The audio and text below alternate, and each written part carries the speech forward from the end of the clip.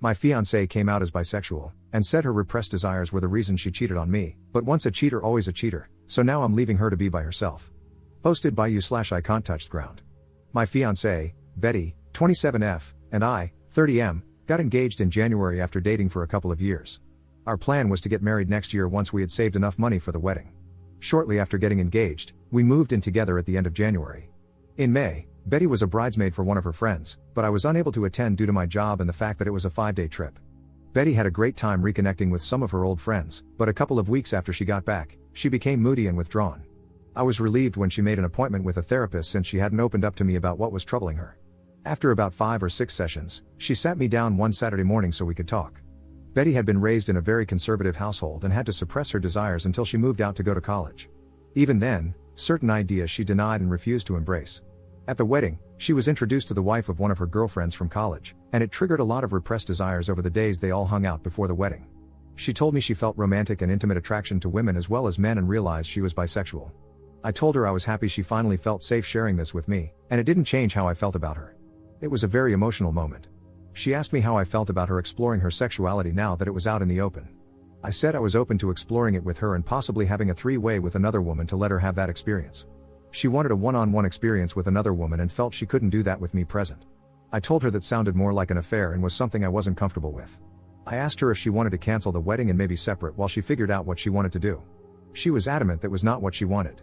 She said she was still very much in love with me and still wanted to get married, but she felt like she had to explore these feelings she was embracing before we settled down together. I asked her if she had done anything inappropriate at the wedding and cheated on me. I asked if she had someone in mind or had been talking to someone since she came back. She admitted to dancing with a girl at the reception and said they kissed at the end of the night, but nothing else happened. She denied talking to anyone or pre-planning anything. She knows this was a lot to throw on my plate all at once and didn't expect an answer right away. She just asked that I keep an open mind and keep talking about it. I couldn't promise anything, but I agreed to do some research and talk to a workmate who has an open marriage to see how they cope. I did warn her that if I found out she lied or was doing anything behind my back, there would be no second chances and I would leave. My workmate has been super helpful and open about their relationship. My brother got me into a support group that has helped me come to terms with the changes in our relationship. I'm burning through my second book and sat Betty down Thursday night to check in and talk about moving forward. I found us a couples therapist, gave her the book I had finished, and told her we should postpone the wedding for 6 months and then decide if that's still the path we want to take. I was on a roll when she stopped me and asked if I was planning on dating other people, as it had never occurred to her that I would be dating as well. She kind of shut down after that, barely giving one-word answers when I asked her something. I think the longest sentence I got was, "I just don't know." She has been like that for 24 hours now, like she is lost in a fog. I'm just bracing myself for the inevitable flood of emotions. I would have thought she would be happy that I was considering opening our relationship. Update 1 day later. Saturday night, her fog lifted, and things got pretty heated. She said that the open relationship was my way of punishing her and being vindictive by dating other women. She claimed she was just asking for some grace to explore her feelings. I replied that she showed almost no remorse for cheating on me and instead expected an open-ended hall pass to do so again. I told her our friends had informed me that she asked them not to say anything about what happened at the wedding, so I would probably never know the full truth and just had to accept that it was worse than she admitted. I asked if she thought it was fair to go have bedroom intimacy with other people while I waited by the door like a lovesick puppy, expected to wag my tail when she decided to come home and show me some attention. It devolved after that, and some hurtful things were said by both of us. I finally gave her 3 options if she wanted to move forward. 1. Monogamy, postpone the wedding and go to couples counseling. No experimenting. When we get to a good place, we can proceed with the wedding, along with a prenup to protect me if she changes her mind or cheats again.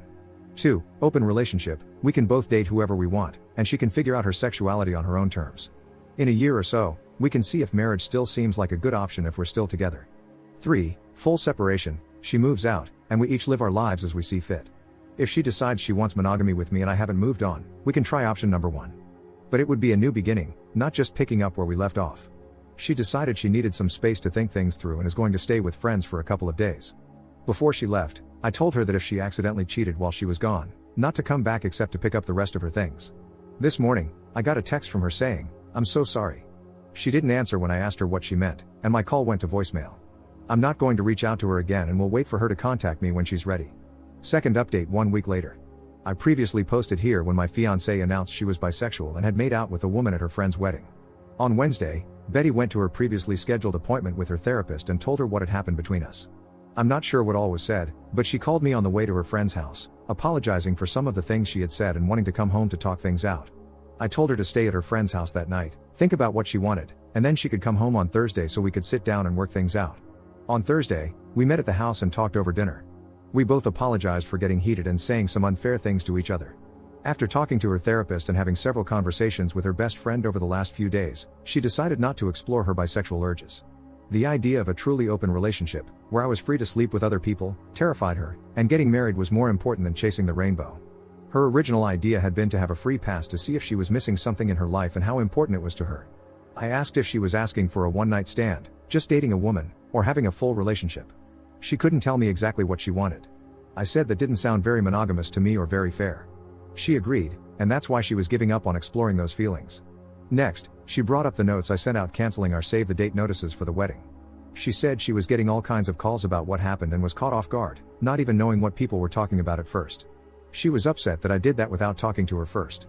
I reminded her that she had dropped 2 grenades in my lap, coming out as bisexual and admitting that she had cheated on me, then left and wouldn't talk to me, except for a cryptic "I'm so sorry" text followed by silence. While I never said anything other than that we were having issues and had to postpone the wedding, there was evidently speculation that she had cheated on me. She switched gears and said we could still get back on track and get married next spring. I told her no, because now, whenever one of us is out of town, my mind will be thinking about her cheating again, especially after she came out and wanted to have an affair to explore her sexuality. I said maybe, after couples therapy, we could get back to a good place again, but not by the end of the year. It would be foolish to start planning and making financial commitments before we even knew if therapy was going to work. I also told her I wanted a prenup to protect everything I brought into the marriage, as well as my future retirement savings. Plus, she would forfeit any equity if we bought a house. When she protested, I said, if she planned to be faithful and not change her mind later, it would never be an issue, just something to give me peace of mind. It's been an ongoing conversation for the last few days. Betty wants to rug sweep the incident at the wedding and move forward with our wedding. In her opinion, exploring her sexuality is not worth sacrificing our relationship. For now, we are back together and planning on counseling soon. In a moment of post-clarity, I realized that I rushed to embrace the idea of an open relationship to give Betty the freedom to explore her new feelings, but I'm no longer as willing to consider that option. I think separation is the better choice, breaking up, if you will, until we both decide what direction our future lies in and whether it's with each other. It's not what I want, but I also don't want to spend the next 3 to 5 years together only for her to change her mind or cheat on me one day. Edit. Chasing the rainbow was her analogy, not mine. I didn't have a problem with her sexuality, the problem was that she cheated. Granted, she only made out with someone, but then she wanted permission to have bedroom intimacy with someone else. Whether male or female, that's unacceptable in what I thought was our monogamous relationship. Being bisexual doesn't give you the right to have bedroom intimacy with someone else while you're already in an exclusive relationship, it just means you're attracted to twice as many people. We have counseling scheduled to see what's best for us. Until we firmly resolve this issue, we won't be getting married. I don't want to deal with cheating or the possibility of her wanting to open the marriage years down the line, only to end up getting divorced. Third update 2 weeks later. What a crappy week. Counseling started off badly. As soon as we walked into the office, I noticed a large pride flag on the wall, and our therapist seemed very biased toward my girlfriend's predicament. She glossed right over the cheating and jumped straight into how I needed to better support Betty's awakening and help her on her journey. Betty is the one who's confused, and apparently, I'm not giving her a safe place to explore who she is. Nothing about my feelings or needs was addressed. To make matters worse, when the therapist was piling on me, I looked to Betty to stand up for me or say something positive, but I got nothing. That part hurt me the most, and I pretty much shut down for the rest of the session. Toward the end, the therapist did try to re-engage with me, clearly realizing she had completely lost me. On the drive home, Betty tried to talk to me, and I just gave her the same 3 answers I kept repeating to the therapist: sure, nope, and maybe. This was the therapist that her individual therapist recommended to us. The next day, I got a call from Betty's mom at work, asking why we were postponing the wedding, mentioning that her family and friends had already started making plans. I told her she needed to discuss that with her daughter. She kept badgering me, and eventually, I told her that Betty made out with someone at her friend's wedding, and that's why things were on hold. Then I hung up on her. Less than an hour later, Betty called me, demanding to know what I had told her mom. I said I told her that she kissed someone at a wedding and that we were trying to work through it. I didn't mention Betty coming out to me. I told her she needed to sit her mom down and tell her the whole truth, but I'm not going to hold my breath. So, I get this text from her mom telling me I need to suck it up and move past this, even implying that I might be at fault for not going to the wedding with her. It was a huge text, basically giving me a lecture and trying to tell me what I need to do. When Betty got home from work, I showed her the text and told her she needed to do something about her mom, or I would enlighten her with the full story of all our problems the next time she tried to tear into me. Betty said she would handle her mom and made me promise to give her some time to tell her everything.